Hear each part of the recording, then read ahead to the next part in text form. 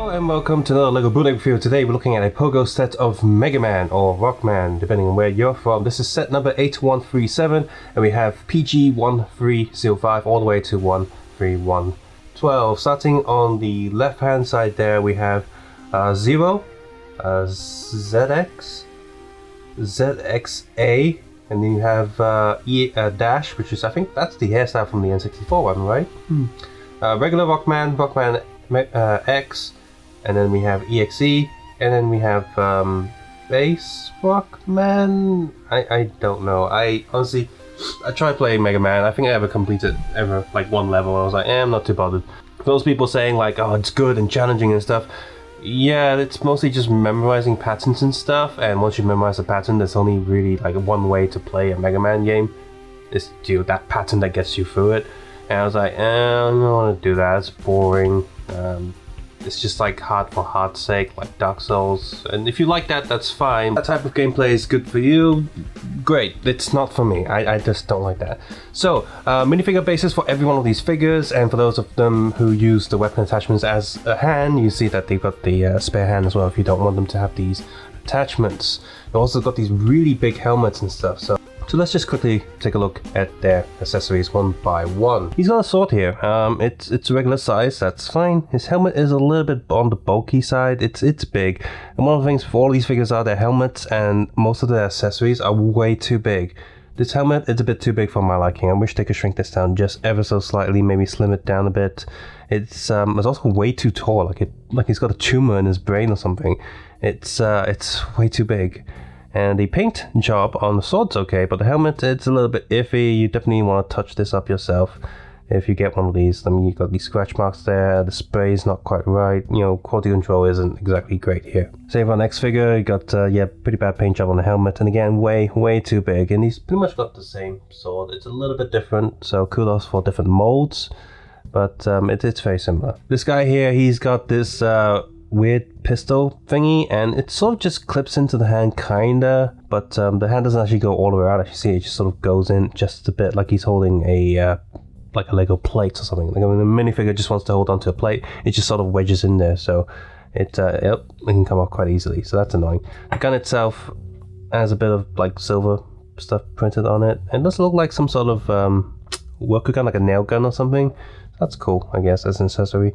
Helmet, yeah, way too big, and the printing is, paint job is messy at best. N64 Mega Man here, the hair is awesome, it's instantly recognizable. I've seen Mega Man 64 in videos like Angry Video Game Nerd, I've seen play bits of it on emulators and stuff, and I instantly recognize this hairstyle, so that's cool.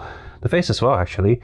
He's got a Uzi for some reason, from like the Batman sets, and his arm cannon here doesn't plug all the way into his arm. And it's got paint details there, but it's blurry at best. And again, it's a little bit too big. Speaking of big stuff, now this is way too big. The cannon thing, it needs to be like half the size, I think. Just because of the aesthetics of the Lego figure, it just doesn't match. Maybe not half the size, at least reduce 20% of the size. It's far too big. One of the things about all of these accessories that plug into the arm, it's very tight, and I feel like I'm going to snap something eventually, so I won't be able to use the accessories anymore. Helmet is slightly less big, but it's still way too much. It would have been much better if they just like adapted or sculpted a little bit of stuff on top of a regular Lego Spaceman helmet. That would make more sense. He's got the same cannon, just painted differently, and again, I just think it's way too big. Oop. Same goes for the helmet. Alright, this guy, so he has this giant sword plugged into his arm, and why couldn't this be like something he just holds onto? Like, no. He can't even stand straight with this sword. He can't rest his arm because the sword would just dig into the floor. Helmet is also far too big, and the yellow paint there is really bad, really bad. Finally, with this guy now, this makes more sense, and I prefer it if all the accessories did the same thing, because this giant thing is not an arm attachment, it's actually just got a handlebar inside for the figure to hold on to. Dragon Head looks okay, the paint job is still iffy, but hey. And God, his helmet's just ridiculous. I think this one, just because it's got these two horns sticking on the side, makes it look way bigger than all the other ones we've just seen. So it just looks bad. With all of the helmets removed, looking closer at the prints, they're not that great. The black lining seems to be okay, and for the most part they're not off-centered or anything, but something about the paint quality that they're using doesn't seem that good. It looks a little bit faded, not deep enough, and some bits even slightly blurry. The faces are also slightly off-center, especially on this one. Looks like he just drank some milk. He's got a white stash going on. And yeah, overall these just feel cheaper than regular Pogo stuff, just looking at the prints that they've done.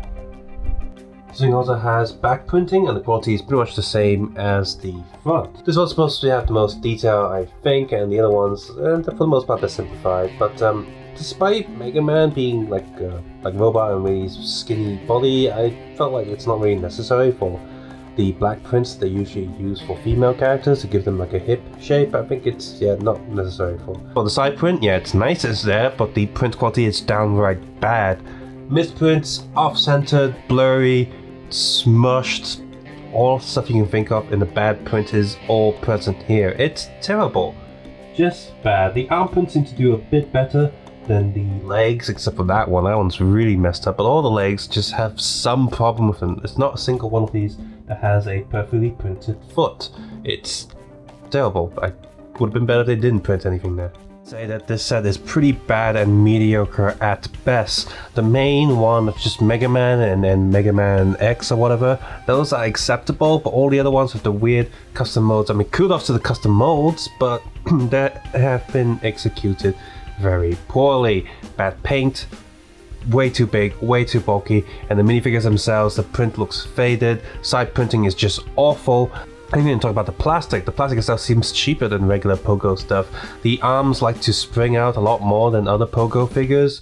It reminds me of, not as bad as say something like Bella, but it's just not that good. Especially with these bulky guns and attachments, so when you move your arm down, it makes it really easy for the arm to pop out the socket and can get really annoying really quickly. Hopefully another brand can come up and do a good Mega Man again. Instead of just doing 8 and rushing them out, maybe just do 1 or 2 really good Mega Mans. That'd be much better. So unfortunately, yes, these just aren't that good. This actually kind of reminds me of like the Mario figures from like a few years ago, where the hats were way too big, the mushroom heads were way too big, and the print and stuff just didn't quite fit the aesthetic of a Lego body and figure, which is a shame. Oh well. Subscribe, suggest, and comment below, and take care and have a nice day. I'll see you guys soon. Bye bye now.